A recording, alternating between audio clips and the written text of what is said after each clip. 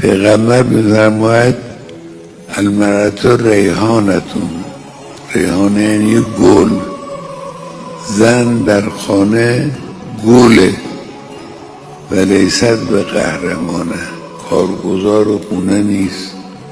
شما بگید چرا این کار نکردی، چرا اون کار نکردی، چرا خونه تمیز نیست، لیست به قهرمانه.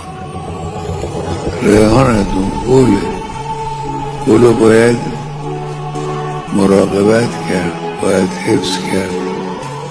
او هم شما را از رنگ خود، از بوی خود، از خواص خود برخوردار خواهد.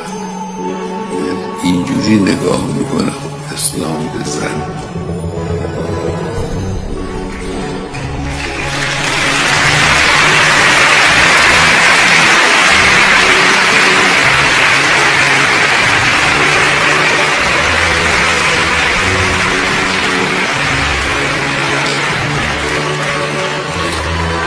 یک جا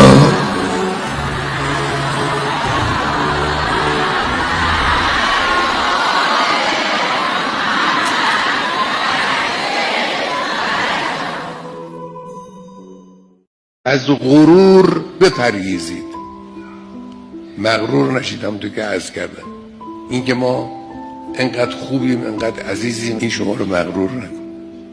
لا ترفعنی فی الناس درجة الا حطتنی عند نفسی مثلها.